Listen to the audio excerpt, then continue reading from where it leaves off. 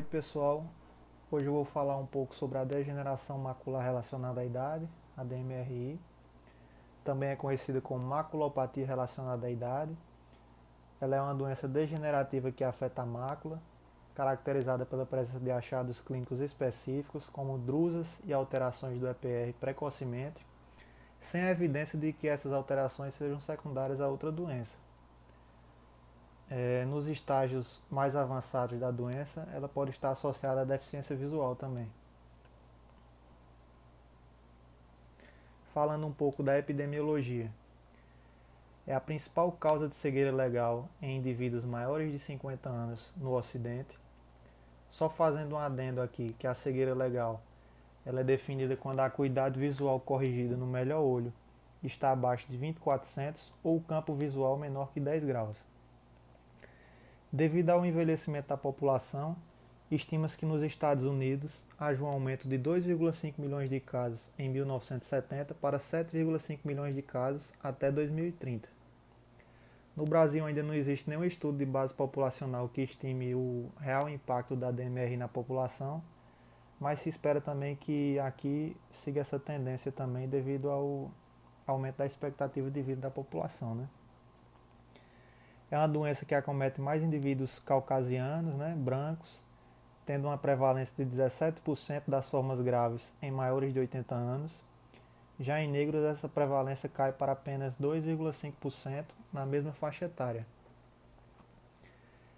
É uma doença que ela não tem uma causa específica, o componente genético tem uma relevância considerável, porque foi visto em alguns estudos uma incidência maior da doença em gêmeos monozigóticos e também em indivíduos da mesma família.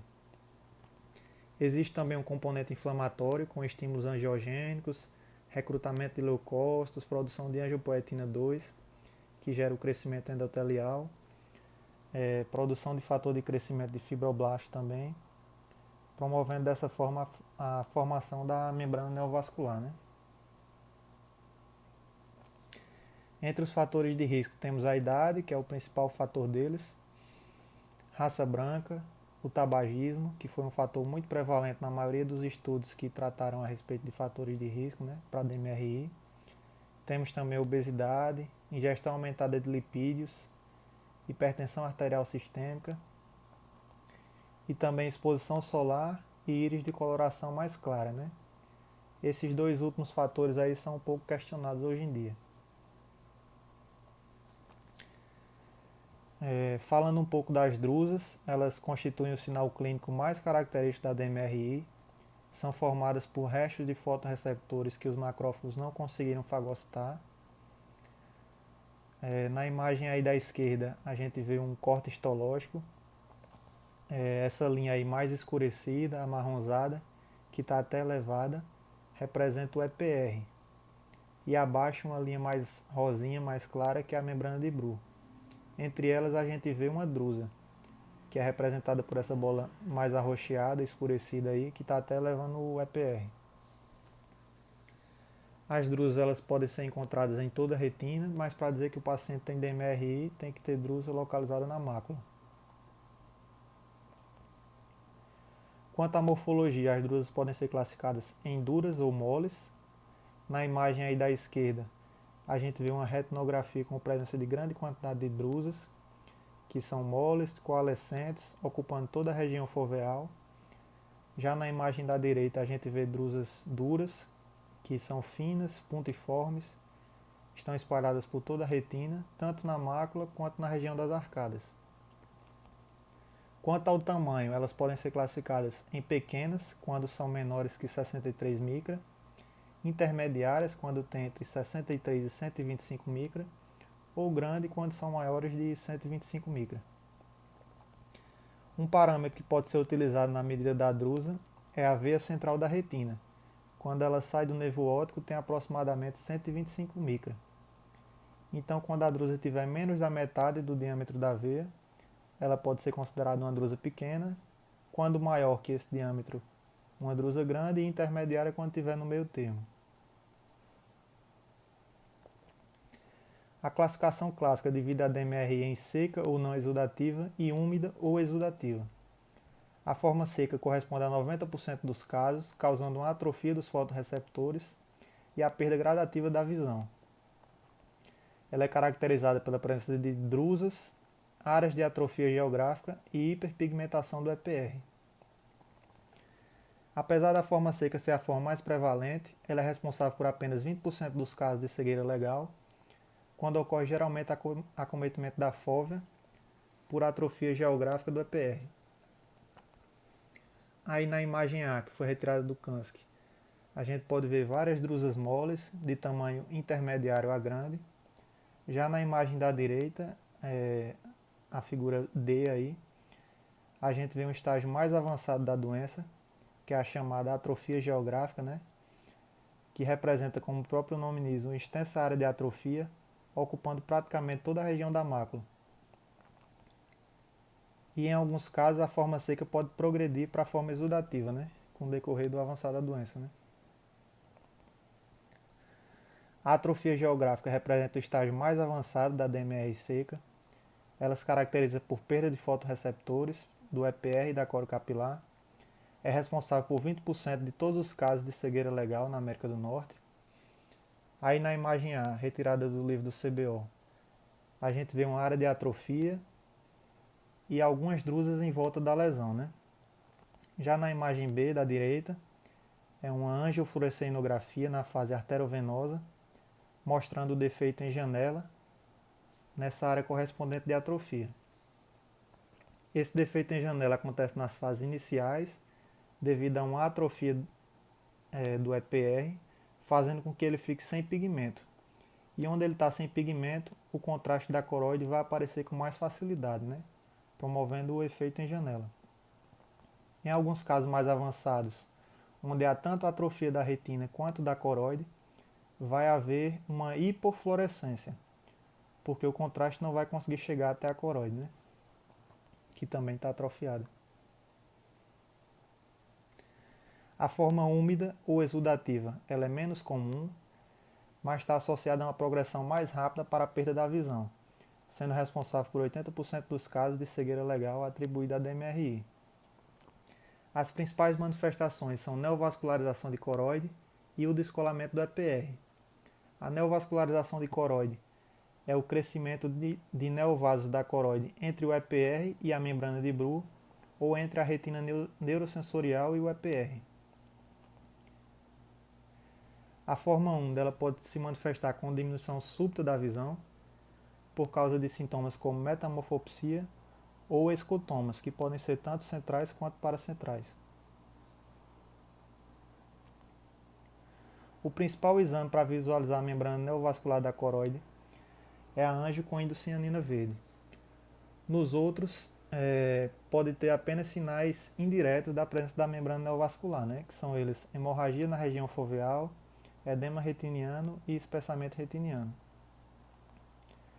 Aí na figura de cima da retinografia a gente vê algum desses achados, né? Várias áreas de hemorragia intrarretiniana, áreas de exudação na margem do edema. A gente consegue perceber também aí uma tonalidade de laranja mais clara em volta da hemorragia, caracterizando justamente a presença desse edema, né? Na figura de baixo aí do OCT, a gente vê o espessamento da retina. No canto inferior esquerdo aí do OCT, logo acima do EPR tem uma área escura, hiporreflectiva, que representa um descolamento seroso, falando a favor com a membrana de atividade recente, né? Já os pseudocistos aí mais ao centro da imagem falam mais a favor de um processo mais antigo. Aí nessas imagens que também foram retiradas do CANSC, a gente vê algumas das complicações da neovascularização da coroide. Na figura A, mostrando um extenso depósito de lipídios, que podem ser tanto intra quanto subretinianos, e na figura B, uma hemorragia subretiniana, que pode ser também pré-retiniana, vítrea ou ainda associada ao descolamento do epitélio pigmentado da retina. Aí outra imagem mostrando uma cicatriz disciforme, que é um dos achados da fase final da DMRI úmida ou exudativa, quando o crescimento neovascular é acompanhado de fibroblastos, que se organizam na forma de um tecido fibrovascular no espaço subretiniano. A membrana neovascular da DMRI úmida pode ser classificada em clássica ou oculta. Clássica é uma membrana bem definida, que dá para ser vista na angiofluorescenografia, demonstrada aí pela letra A na figura da esquerda, uma membrana hiperfluorescente, precoce e bem delimitada, né? E oculta, como o próprio nome diz, é aquela que não aparece ou tem limites mal definidos, né? Como demonstrado aí na figura da direita pela letra B, mostrando apenas uma área de vazamento que aumenta ao longo do exame. As membranas ocultas elas correspondem a mais de 80% dos casos de DMRI exudativa, por isso a angiofluorescenografia não é o melhor exame para acompanhar esses pacientes, né? O mais adequado, como eu falei, é a angiografia com indocianina verde, porém não é muito feita porque o custo é bem mais alto, né?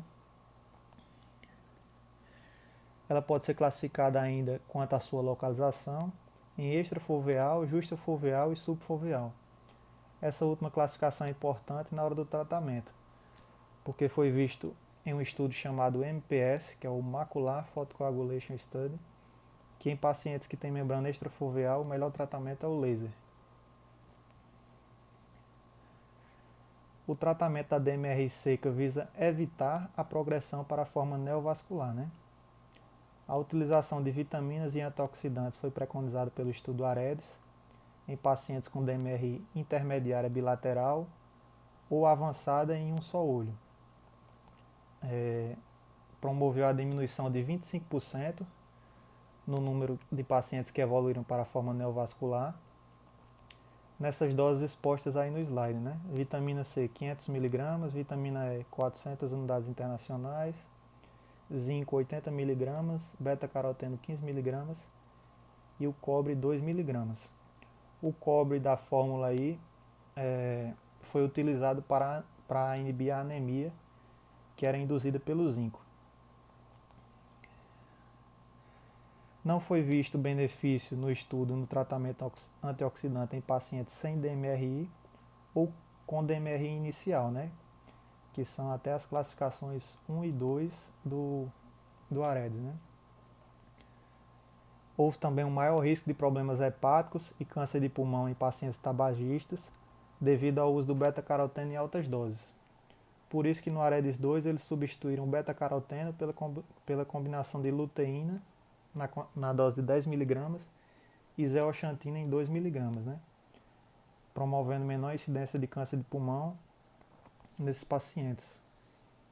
Outra diferença também é que a dose do zinco foi reduzida de 80 mg na fórmula original para 25 mg. Deve também estimular o paciente a consumir vegetais, né, folhas verdes, além de diminuir o consumo de alimentos gordurosos, assim como o uso de óculos de sol e bonés, né, para proteção da exposição solar, apesar de não haver evidências concretas que a exposição solar ocasiona o desenvolvimento de DMRI, né?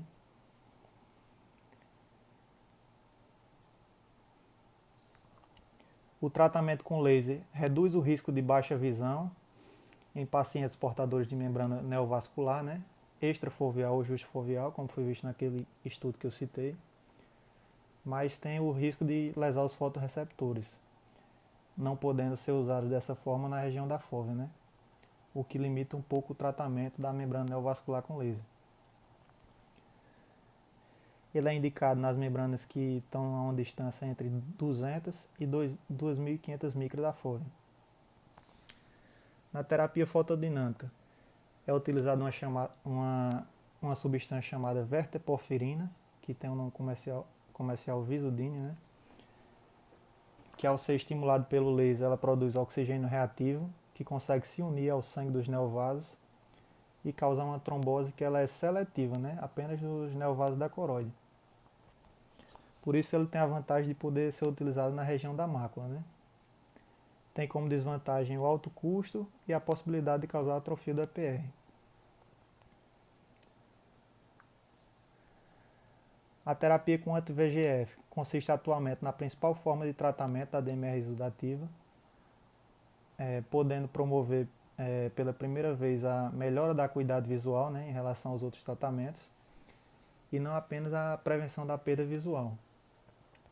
Foi uma terapia inicialmente descoberta em pacientes que faziam uso do bevacizumab, né, que é o Avastin, é o nome comercial, para o tratamento de câncer de intestino, e viram que houve uma melhora da acuidade visual nesses pacientes que tinham DMRI também, né. Aí a partir daí surgiu o ranibizumab, que é o Lucentis, que foi feito a partir de um fragmento da molécula da Avastin e testado na via intravítrea, né, por alguns estudos. Entre os principais tem o Marina, que foi feito para analisar, foi feito para o tratamento das membranas ocultas, e o Anchor no tratamento das membranas clássicas. Eles fizeram a aplicação de uma injeção mensal durante 24 meses e viram que a acuidade visual era mantida em pelo menos 90% dos casos. E em até 40% dos casos a acuidade visual podia até melhorar. Ao longo dos anos foram realizados outros estudos, né, testando regimes mais flexíveis de tratamento, com menor número de injeções e aumento do intervalo entre as consultas, né, como, por exemplo, o estudo Pronto.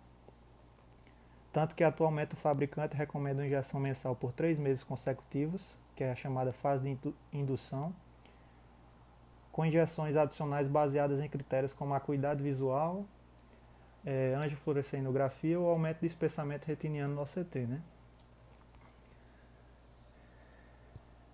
E aí foi realizado 2 grandes estudos, né, para comparar a eficácia do Avastin em relação ao Lucentis, entre eles os mais famosos, o CAT, que é o americano, né, que foi até publicado no New England, e o IVAN, que é o do Reino Unido.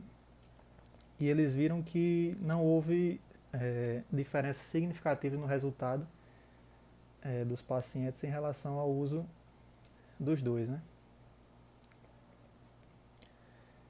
Porém, o Avastin ainda tem o uso off-label, né, na via intravítrea, mas a Anvisa regulamentou o uso desde 2016 em pacientes do SUS.